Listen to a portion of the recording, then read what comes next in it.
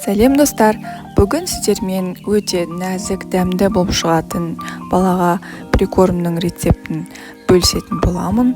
Ол үшін бізге брокколи, менде ол замороженный, сәбіз және де жұмыртқа керек. Брокколимізді мантаваркаға немесе пароваркаға осылай қойып пісіріп аласыздар. Қасына сәбізді де қойсаңыздар болады, бірақ менде сәбізім уже дайын піскен. Дайын болғанын осылай пышақпен тексеріп көріп алыңыздар.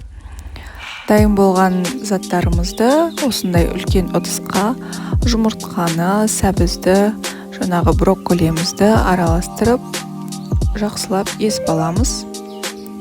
Бірыңғай масса болғанша. Бірақ барлығын езіп тастамаңыздар, потому что балаңыз өзі тістеп үйренуі қажет. Қызып тұрған тапаға сары майды салып, екі жағынан қуырамыз. Сары майды осындай состояние болғанша сәл қыздырып алыңыздар. Оладьи пішіндес болады. Біздің прикормымыз дәмі өте керемет. Осылай екі жағынан пісіреміз. Бір жағы 2-3 минуттан пісіріңіздер. Осылай бірінші жағын 2 минуттай осылай ұстаймыз да, екінші жағын аударған кезде қақпағын жауып пісіреміз. Сол кезде ол дәмі нежный, күшті болып шығады.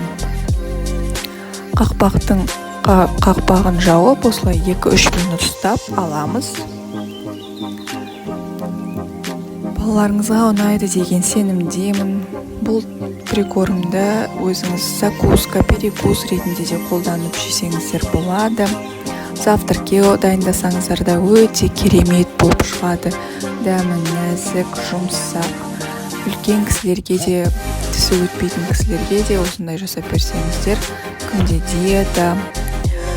диетадағы үлкен кісілерге, апаларыңызға жасап берсеңіздер де өте керемет болады. Егер де менің рецептім ұнаса, каналыма тіркеліп, лайк басуды ұмытпаңыздар.